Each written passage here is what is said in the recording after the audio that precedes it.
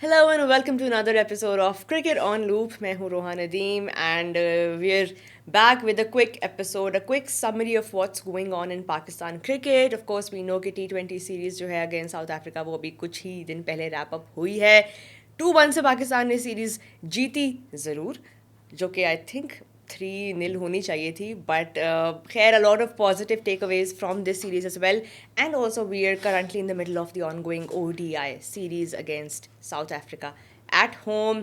ODI cricket बहुत ज़्यादा हम नहीं खेलते हैं, तो there is so much to unpack with what's going on, and I am joined by none other than Mazhar Arshad to help me understand what's going on in Pakistan cricket, क्योंकि रोज़ मज़र नई नई खबरें आ रही है. पहले तो thank you so much for joining us back on cricket on loop. T20 series should have been 3-0, ठीक है, बट चले we'll take 2-1 as well. Win is a win. A series win at home is always special. लेकिन कितना confidence मिला होगा team को, ख़ास तौर पे कि बाबर आजम ने finally he is back in the runs and he was a crucial player in that last T20 and the fans who had come to see him वो बड़े खुश होकर वापस गए हैं. तो ये अच्छे नोट पे T20 सीरीज एंड हुई है. बिल्कुल, आई थिंक ना सिर्फ पाकिस्तान के लिए बल्कि बाबर आजम, और इस टाइम तो लग रहा है कि शायद ये जो सीरीज़ है वो ही बाबर आजम के लिए रही है. मैं 2 मैचेस में क्राउड में मौजूद था. I was not working on the games, तो बस वैसे ऐसे फ़ैन देखने गया. तो जहाँ पे बाबर आजम आते थे जिस स्टैंड में, वहाँ पे एक आवाम का अजीब जोशो खरोश होता था. और कल हमारे हमने विकेट गिरने पे भी विकेट गिरने पे सेलिब्रेट करते थे. और Love कल that. भी हमने देखा कि फैसलाबाद में जहाँ पे बाबर आजम आउट हुए हैं, तो आधा जो स्टेडियम है वो खाली हो गया था. तो आई थिंक कि अच्छी बात है कि एक तो फ़ैन फॉलोइंग है लोगों की. और क्रिकेट में ये जो 4 मैचेस हुए हैं, 1 लाख लोग तकरीबन देखने आए हैं इन 4 मैचेस को, जो ODIs एंड T20s हैं. तो it's good for cricket, good for Babar Azam कि वो T20 में फॉर्म में वापस आए हैं. 50 किया बहुत अरसे के बाद, 2 साल के बाद मैन ऑफ द मैच उनको मिला है. तो वी जस्ट होप कि यही फॉर्म अब ODIs में भी वो कंटिन्यू करें. It's been a while. अब तो बहुत टाइम से हम वेट कर रहे थे बाबर आजम को वो एक्नॉलेजमेंट मिले, और उनके कॉन्फिडेंस के लिए भी ये बड़ा ज़बरदस्त था. Even though this was not even his finest knock, but I think just the circumstances of playing at home in front of that packed crowd, I think he really deserved that player of the match trophy as well. And so did other players. अब फहीम अशरफ ने भी perform किया with the ball. I think overall team effort ज़बरदस्त नज़र आया. अब now ODI cricket की अगर हम बात करें तो न्यू कैप्टन के अंडर पाकिस्तान अब ये पहली सीरीज़ खेल रहे हैं शाहीन अफरीदी, जो कि फैसलाबाद में जिन्होंने अपना पहला मैच खेला एज अ कैप्टन. 17 साल पहले जो आखिरी वनडे इधर हुआ था उसमें इनके फादर इन लॉ ने इसी ग्राउंड पे मैच खेला था. तो life comes together in funny ways, and now it was Shaheen Afridi. How did you see him leading Pakistan side? We have seen him lead Pakistan before, although उन्होंने कोई one day नहीं खेला था, but leadership से हम उनके familiar हैं, उनके स्टाइल ऑफ लीडरशिप से. बट इस बार की उनकी लीडरशिप में मज़र क्या डिफरेंट आपको नज़र आ रहा है? देखिए, डिफरेंट जो चीज़ नज़र आई कि हमने लास्ट टाइम भी बात की थी कि पाकिस्तान की इस टीम में जो मोस्टली प्लेयर्स हैं उनका जो स्ट्रॉन्ग फॉर्मेट है वो ODI क्रिकेट है. शाहीन हो, नसीम हो, बाबर, साइम, फ़खर, ये तमाम, इवन रिजवान, सलमान आगा, ये सारे ODIs में ज़्यादा कंफर्टेबल होते हैं.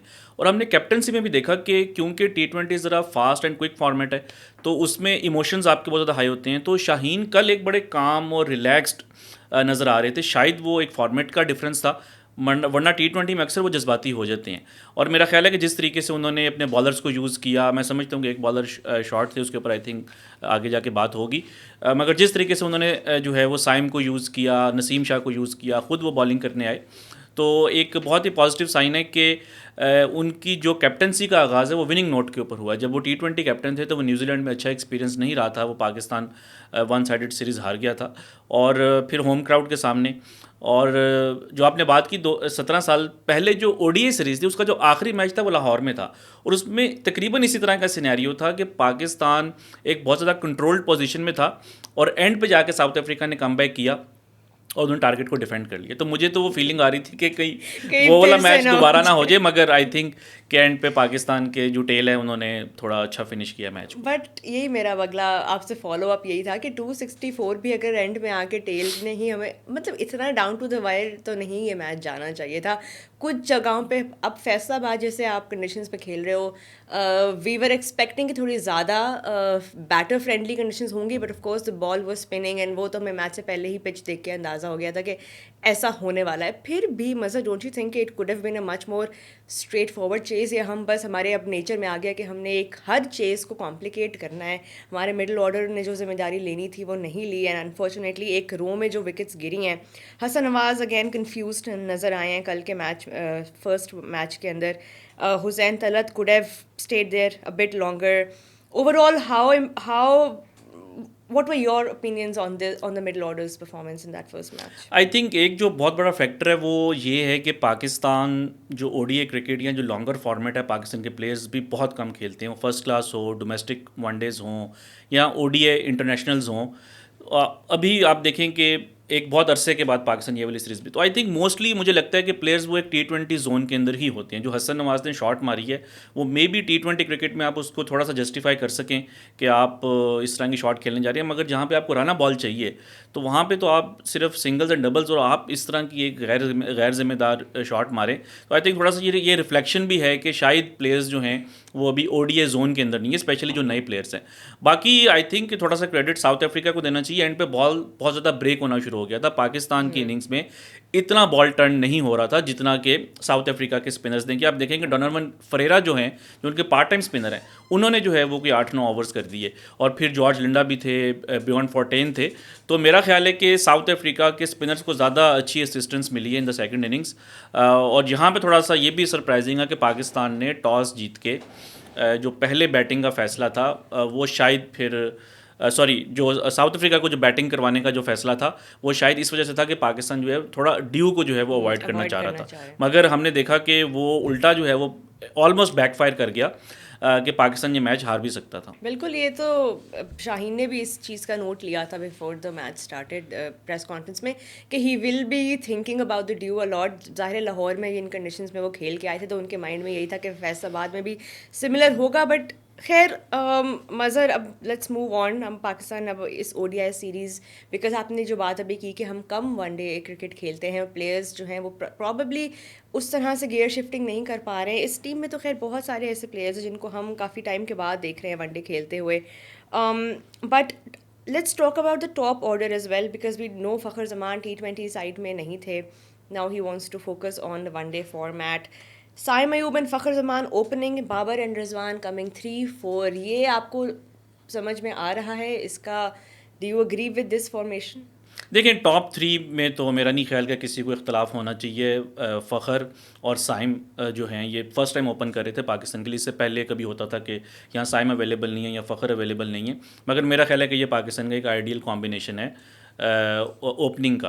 बाबर आजम नंबर 3 के ऊपर कोई मेरा ख्याल है किसी को डाउट नहीं होना चाहिए जो उनकी परफॉर्मेंसेज हैं।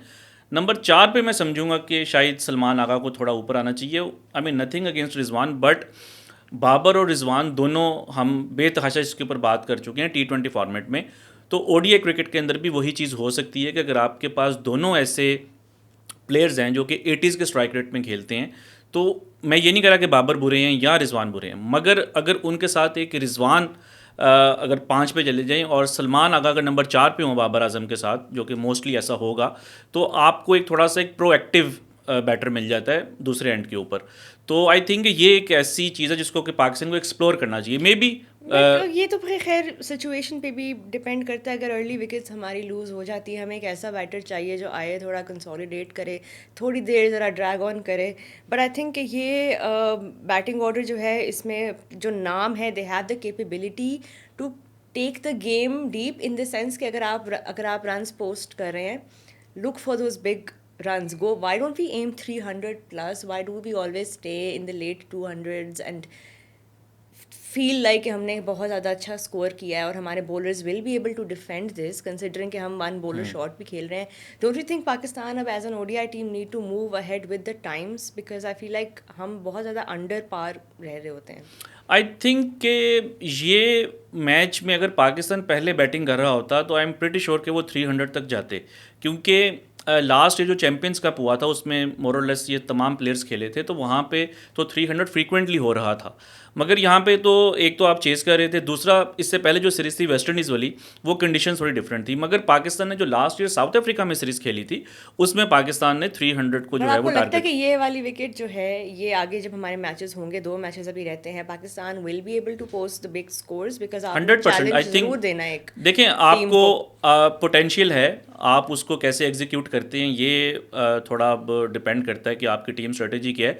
मगर आई थिंक माइक हैसन और उसके अलावा शाहीन हिमसेल्फ दोनों थोड़े से एग्रेसिव माइंडसेट के हैं, तो आई एम प्रिटी श्योर कि ये बात हो रही होगी कि अगर हम पहले बैटिंग करते हैं तो we should be aiming for 300 plus. Well we'll see that. अभी आगे भी मैचेस पड़े हैं. a bit of a pity कि Haris Rauf was banned for 2 ODIs because of that infamous gesture जो कि उन्होंने एशिया कप में किया. और डीमेरिट पॉइंट्स भी मिले हैं जी, सूर्य कुमार यादव को भी मिले हैं, और मेरे ख्याल है एक और भी प्लेयर थे इंडिया के जिनको डीमेरिट जसप्रीत पॉइंट्स मिले बुमराह. हैं, बुमराह.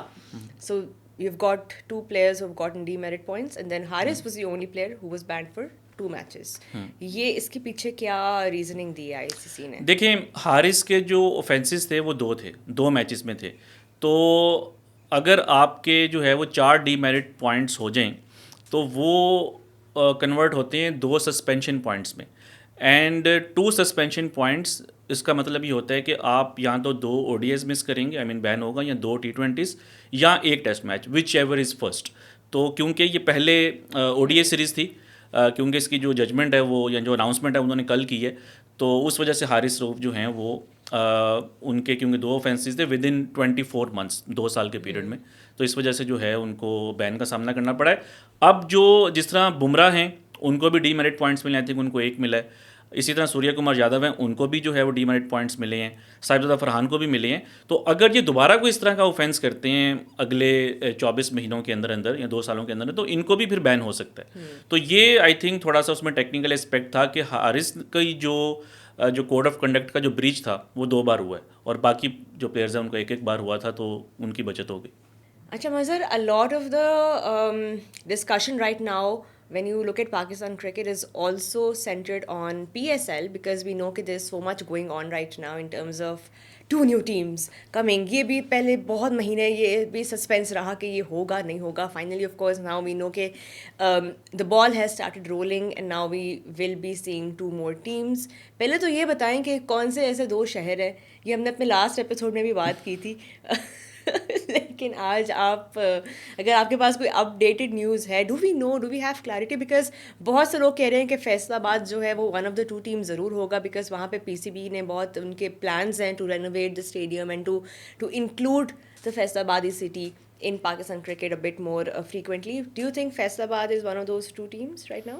100%, क्योंकि लास्ट टाइम इसके ऊपर जो बात हुई थी तब तक ये ओडीआई नहीं हुआ था. अब तो हमने देख भी लिया है कि जो आवाम का वहाँ पे It's a जोशो very खरोश strong है, case, I think. Very और strong. जो ग्राउंड है वो भी बहुत जो है ना सिटी सेंटर के बिल्कुल पास है, तो बहुत सारा क्राउड आता है, अच्छे होटल्स हैं वहाँ पे, तो टीम्स को भी या प्लेयर्स को भी कोई इतना उसके ऊपर इशू नहीं होता. तो आई थिंक कि फैसलाबाद 3rd लार्जेस्ट सिटी भी है पाकिस्तान की, और सेकंड जो है इट कुड बी सियालकोट. अब आई नो कि एक आर्गूमेंट होगा कि फिर बहुत ज़्यादा पंजाब सेंट्रिक हो जाएगा, बट हमने इसके ऊपर लास्ट टाइम भी बात की थी कि ये तो पाकिस्तान की हिस्ट्री रही है कि मोस्टली जो आपके क्रिकेट सेंटर्स हैं वो पंजाब में ही रहे हैं. सिंध के अंदर 2 थे, Karachi and Hyderabad.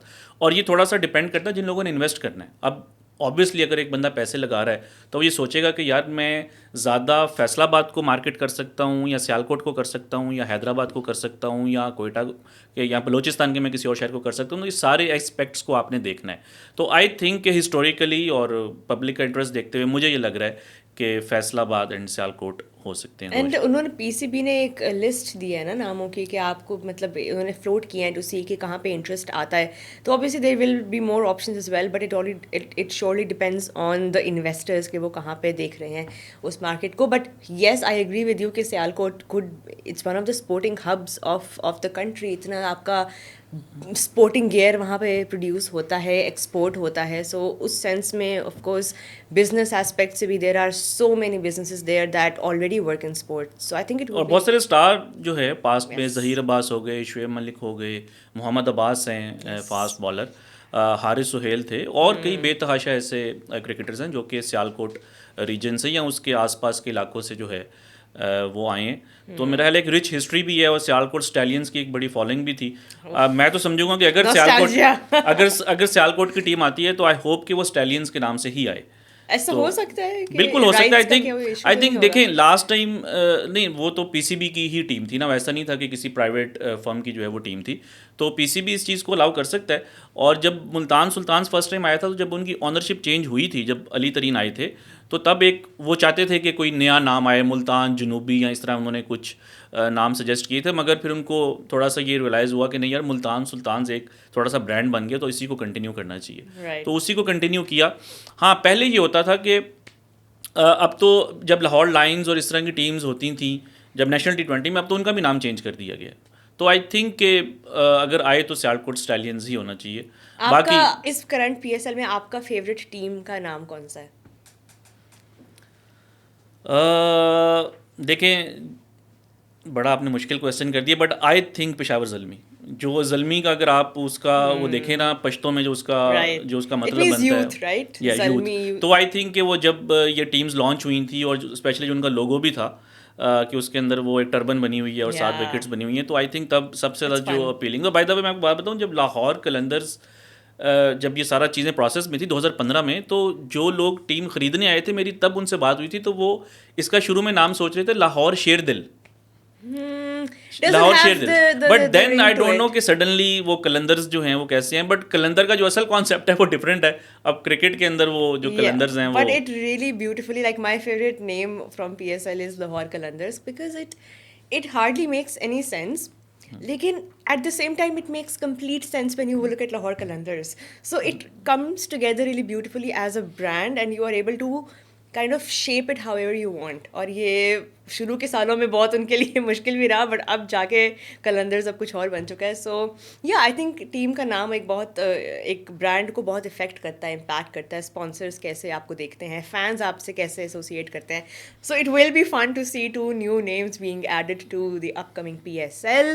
We are just a few 2 or 3 months away from the draft whenever it takes place. But now another thing that's floating on internet right now is that एक ऑक्शन मॉडल प्रपोज किया है मुल्तान सुल्तान्स ने। Do you think कि it would be wise for PSL to finally move past the draft model, जिसके बाद ये होगा कि teams will have those open pockets to spend as much as they want and they will be of course, उनके पास caps होती हैं लेकिन फिर भी it is much more flexible in terms of spending.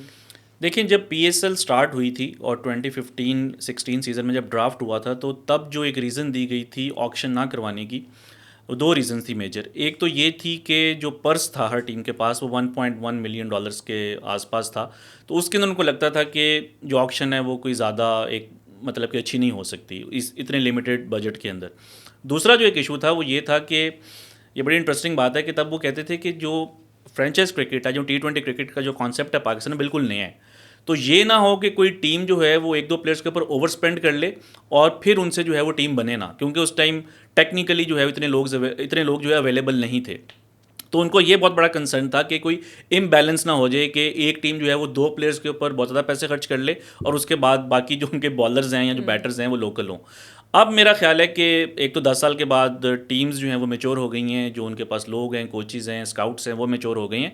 मगर जो कंसर्न है वो बजट का है। अब आई डोंट नो कि ये किस बजट के साथ जाएंगे। अगर तो वही बजट है 1.1, देन इट्स डिफिकल्ट। बट अगर आप इस बजट को कोई 2 मिलियन तक ले जाएं, then I think auction make sense. And player availability का भी तो इम्पैक्ट होगा ना, कि अगर आपने वो बड़े नाम अट्रैक्ट करने हैं, पहले तो उनकी अवेलेबिलिटी भी देखनी है कि किस विंडो में पीएसएल अब कराई जाएगी। वो प्लेयर्स जो हैं जिनके ऊपर आपने इतनी स्पेंडिंग करनी है वो अवेलेबल भी हैं या नहीं इन द फर्स्ट प्लेस। हमें ये भी आइडिया है विंडो का कुछ? आई थिंक ये बहुत बड़ा कंसर्न है और आपने बिल्कुल एक जेन्युइन कंसर्न जो है वो रेज़ किया है कि अब जो सुनने में आ रहा है वो यही आ रहा है कि आईपीएल के साथ क्लैश होगा, क्योंकि फेब मार्च में तो आपका T20 वर्ल्ड कप है। Yeah. तो उसके अंदर तो आप पीएसएल खेल नहीं सकते। देन मार्च मिड मार्च में फ़ौरन जो T20 वर्ल्ड कप है, ऑस्ट्रेलिया ने पाकिस्तान आना है फॉर 3 ODIs। Yes. मगर सुनने में आ रहा है कि वो अब ODI सीरीज़ को पोस्टपोन करके अप्रैल मई में ले जाएंगे, मे बी मई में ले जाएं आफ्टर PSL। तो अब अगर मिड मार्च में भी PSL शुरू होती है तो अब उसमें ये भी कंसर्न है कि जो ईद है वो आई थिंक 19 या 20 मार्च को होगी, और आई थिंक इनकी कोशिश होगी ऑर्गेनाइजर्स की कि रमज़ान के बाद ही फिर PSL स्टार्ट हो। तो अब लग ये रहा है कि मे बी PSL कोई 25 मार्च के आसपास स्टार्ट होगी। और अब अगर आप टीम्स को ज़्यादा कर रहे हैं that means you need a bigger window, तो 40-45 डेज, तो ये कोई आप कह लें कि मई के फर्स्ट वीक तक जो है वो ख़त्म होगी, और it's a full clash with IPL। तो अब देखना ये है कि पाकिस्तान कैसे, और जो आपने बात की थी ऑक्शन की, आई पर्सनली थिंक हमने पास में भी इस चीज़ के ऊपर बात की है कि पाकिस्तान को डायरेक्ट साइनिंग मॉडल के ऊपर आना चाहिए कि आप एटलीस्ट कोई 12 प्लेयर्स जो हैं, यहाँ अगर चलें अब अगर 8 टीम्स हैं तो आप 8 प्लेयर्स कर लें कि 8 प्लेयर्स जो हैं वो 8 बड़े जो नाम हैं वो डायरेक्टली आप साइन करें कि हर टीम के पास एक आइकॉन Yeah. प्लेयर हो, और वो ऐसा प्लेयर हो जिसको कि आप कोई $500,000 दे के अट्रैक्ट कर रहे हों, तो तभी जो है आइकॉन आप प्लेयर पहले हमने किया हुआ है PSL में, जब नहीं, ये पहले- गेल वगैरह आए थे तो पहले आइकॉन प्लेयर नहीं किया था, मगर उस टाइम ये होता था कि SA-20 नहीं था, ILT20 नहीं था, तो आउटसाइड ऑफ IPL PSL जो है वो सेकंड हाईएस्ट पेड लीग थी, या आप कह लें बिग बैश से ही कंपटीशन था। तो जो दुनिया के बेस्ट प्लेयर्स थे वो आउटसाइड ऑफ IPL, एक तो क्लैश भी नहीं था, वो खुद को PSL के लिए अवेलेबल करते थे। Right. AB de Villiers, Brendon McCullum, Chris Gayle, Kieron Pollard. अब ये है कि आपको वो प्लेयर्स नहीं मिल रहे क्योंकि आपका यहाँ तो क्लैश हो रहा है SA-20 और ILT20 के साथ, या आपका क्लैश हो रहा है IPL के साथ। तो जब तक पाकिस्तान उन सैलरीज को मैच नहीं करेगा, आई थिंक अभी हम बात कर रहे हैं 8 टीमें होनी चाहिए, ये Yeah. चीज़ होनी चाहिए, ऑक्शन होनी चाहिए, Yeah. The major focus should be on bringing the best players to PSL। And lastly अभी बहुत सारे आइडियाज फ्लोट हो रहे हैं on how PSL can be made better, या what can be changed in the model. हमने अभी auction के उसकी भी बात की, बट उसके अलावा major is there something within PSL that you feel like 10 साल हो गए, अब it needs to change, needs to go? देखिए, मैं चेंज तो नहीं मैं कहूँगा, लेकिन एक जो मैंने बहुत देर से बात की है, आप ये देखेंगे सबसे ज़्यादा फोकस T20 क्रिकेट में हमारा किस चीज़ के ऊपर है? स्ट्राइक रेट्स के ऊपर है, छक्कों के ऊपर है ना, छक्के मारें, चौके मारें, स्ट्राइक रेट इंप्रूव करें। लेकिन हम आज भी जो अवार्ड देते हैं उसी को देते हैं जो इस चीज़ के सबसे ज़्यादा रन्स हैं। और ये चीज़ IPL में डिस्कस हो चुकी है, बिग बैश में अब ये डिस्कशंस हो रही हैं कि भाई just because somebody has most runs that does not mean he is the best batter in the tournament. तो आई थिंक कि जिस तरह फजल महमूद कैप है, राइट, जिस तरह आपकी जो है वो हनीफ मोहम्मद कैप है, आप एक छक्कों की कोई कैप इंट्रोड्यूस करें, name it Shahid Afridi cap, या आपके जो दुनिया के बेस्ट या जो पाकिस्तान के जो बेस्ट पावर हिटर्स रहे हैं उनके ऊपर कोई, या आपको इस तरह की क्वालिफिकेशन रखें कि there will be a cap for someone who has the highest strike rate with minimum of 200 runs. मैं ये नहीं कह रहा कि किसी ने, तो आई थिंक या तो आपको नंबर ऑफ सिक्सेस को ऑनर करना पड़ेगा, या फिर जिसका हाईएस्ट स्ट्राइक रेट है विद अ सर्टेन क्वालिफिकेशन उसको जो है थोड़ा सा आप उन प्लेयर्स को सेलिब्रेट करें ताकि लोग उस चीज़ को भी जो है एडमायर करें। ठीक है, रन्स भी इंपॉर्टेंट है, बट अगर आपने मॉडर्न डे क्रिकेट की तरफ जाना है तो ये चीज़ें भी जो है वो होनी चाहिए। इंसेंटिवाइज करें आप एग्रेसिव क्रिकेट को और इंटेंट को। देखें, कोई बूम बूम कैप आप रख दें शाहिद अफरीदी के नाम के ऊपर तो हर एक की ख्वाहिश होगी। एंड आई एम श्योर कि जितने स्पॉन्सर्स हैं there are awards that are given to the most number of sixes hit, या कुछ ना कुछ ज़रूर जाता है। लेकिन हाँ, ऑफिशियली PSL की तरफ से I think that would really create a new competition. देखिए, अभी आई डोंट थिंक कि किसी भी लीग के अंदर इस तरह, इवन IPL में भी ये चीज़ नहीं है। तो आप एक ले इनिशिएटिव, और आई एम प्रीटी श्योर कि आपको कल को जो है बाकी लीग्स भी इस चीज़ को फॉलो करेंगी और PSL की वो एग्जांपल देंगी कि यार PSL में ये चीज़ हो रही है। क्योंकि पूरी दुनिया में इस टाइम बात मॉडर्न डे क्रिकेट, आप ऑस्ट्रेलिया को देख लें, उनकी भी अब वही टीम बन रही है कि नंबर 1 से लेके 8 तक जो है सारे जो है वो हिटर्स आ रहे हैं। इंग्लैंड में भी ऐसे, इंडिया में भी ऐसे, मगर इनकी तमाम डोमेस्टिक क्रिकेट के अंदर इन चीज़ों को सेलिब्रेट इस तरीके से नहीं किया जाता। हाँ, उनके जो सेलेक्टर्स हैं वो ज़रूर इस चीज़ के ऊपर फोकस करते हैं, मगर थोड़ा फैंस को ये रियलाइज़ करवाने के लिए, मुझे याद पड़ता है आज से 2 साल पहले IPL का एक मैच था, डेविड वार्नर ने 50 रन किए and he was not happy with himself कि बहुत स्लो 50 थी, उन्होंने सेलिब्रेट भी नहीं किया, मगर जो क्राउड है वो तालियां बजा रहा है, क्योंकि हमने क्राउड को ये बताया हुआ है कि बस रन्स करना जो है ना क्रिकेट में इंपॉर्टेंट है, वो भी इंपॉर्टेंट है, लेकिन उसकी जो पेस है वो भी आई थिंक आजकल के दौर में काफ़ी उस चीज़ के ऊपर डिस्कशन हो रही है। Right, I think that's a good point. बहुत सारी चीज़ें आई थिंक अगर हम PSL की बात करें तो आती है माइंड में, that can be tweaked and that, and I hope कि अब 10 साल के बाद we do come to a point now where things start changing, we start making progressive changes, जिस तरह की आपने भी mention किया. And और भी बहुत सारे हैं, trust me, we need a whole episode to discuss, which we will do because obviously हम हर साल करते भी हैं और हम build up भी करते हैं. But अगर आप लोगों के कोई suggestions हैं interesting how PSL can be made better, I think आप ज़रूर हमारे comments में share करें, and we'd love to feature some of those in our next episode. जिस तरह केविन पीटरसन कहते हैं कि अगर 100 मीटर्स का छक्का है तो उसके 12 रन होने चाहिए. नहीं, ये थोड़ा सा लेकिन उनका KP has always been a little उनका more उनका पॉइंट ऑफ व्यू है. but हाँ, yeah, you should incentivize certain styles I of think play. एक और जो चीज़ हो सकती है, I don't know how practical it is, कि जिस तरह आप पावर प्ले देते हैं बैटर्स को, 6 ओवर्स हैं, तो आप कोई, मैं ये नहीं कह रहा 6-2, सिर्फ 1 ओवर का एक पावर प्ले रखें बॉलर्स के लिए, जिसमें बॉलर्स को ये अलाउ हो कि वो तमाम फील्डर्स बाउंड्री के ऊपर रख सकते हैं.